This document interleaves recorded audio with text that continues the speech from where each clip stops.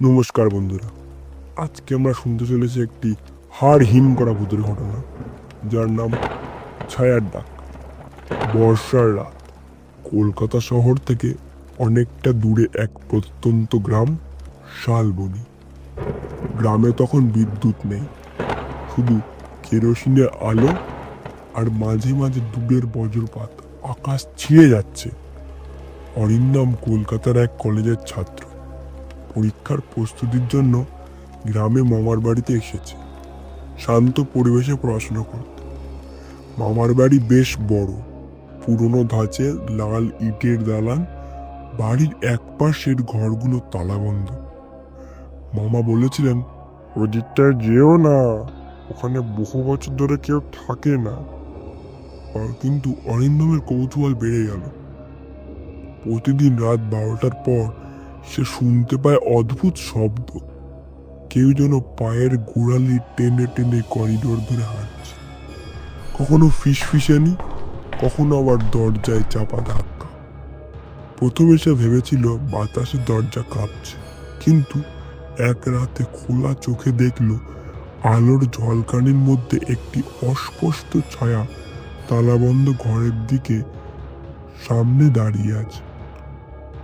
ছায়াটা যেন তাকিয়েই আছে তার দিকে। অরিন্দম সাহস করে মামাকে জিজ্ঞাসা করল, ওদিকে কে থাকে? রাতে শব্দ হয় কেন? মামা একটু চুপ করে থেকে ধীরে বললেন, ওই বাড়ির সেই অংশ একসময় তোমার কাকিমার বোন থাকতো। তার নাম ছিল সুবর্ণা। প্রায় 25 বছর আগে এক রাতে সে হঠাৎ করেই মারা যায়। সবাই বলে ওর মৃত্যুটা স্বাভাবিক ছিল না। কেউ বলে আত্মহত্যা, কেউ বলে সাপগ্রস্ত। অরিন্দমের শরীর ঠান্ডা হয়ে গেল। তবুও সে মানতে পারল না। নিজেই সিদ্ধান্ত নিল এক রাতে সেখানে যাবে। সেই রাতেই হাতে টর্চ নিয়ে তালাবন্ধ দরজার সামনে দাঁড়ালো। আশ্চর্যজনকভাবে তালাটা খুলে পড়ে গেল মাটি। ভেতরে ঢুকতেই অদ্ভুত এক গন্ধ, আর্দ্র মাটি, পচা কাপড় আর জ্বলে যাওয়া ধূপের গন্ধ একসাথে মিশে গেছে। ঘর একেবারে অন্ধকার, কিন্তু এক কোণে একটা বড় আয়না রাখা। অরিন্দম টর্চ ফেলতেই দেখল আয়না তার নিজের প্রতিচ্ছবি, বরং দাঁড়িয়ে আছে এক যুবতী মেয়ে, ফ্যাকাশে মুখ, এলোমেলো চুল আর লাল শাড়ি পরা, চোখ দুটো ফাঁকা গর্তের মতো। হঠাৎ করে সেই মেয়েটি ঠোঁট নাড়ল, কিন্তু কোনো শব্দ বেরোলো না। তারপর ধীরে ধীরে আয়নার ভেতর থেকে হাত বাড়িয়ে দিল। অরিন্দম ভয়ে পিছিয়ে পড়ল, কিন্তু আয়না থেকে হাত বেরিয়ে এসে তার কবজি আঁকড়ে ধরল। হাতটা ছিল বরফের মতো ঠান্ডা। সে শুনতে পেল ফিসফিসে।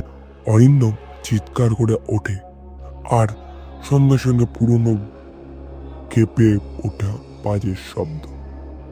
সবাই দৌড়ে আসে, কিন্তু অবাক ব্যাপার, ঘরের ভিতরে ঢুকে দেখে অরিন্দম মেঝেতে অজ্ঞান হয়ে পড়ে আছে, আর পুরনো আয়নাটা মাঝখান থেকে ছিঁড়ে ভেঙে গেছে। অরিন্দম বেঁচে গেলেও সেই ঘটনার পর থেকে সে আর কখনো রাতে একা ঘুমোতে পারেনি। কেউ কেউ বলে সেই ভাঙা আয়নার টুকরো আজও মাঝে মাঝে সুবর্ণ ছায়া দেখা যায়। ধন্যবাদ।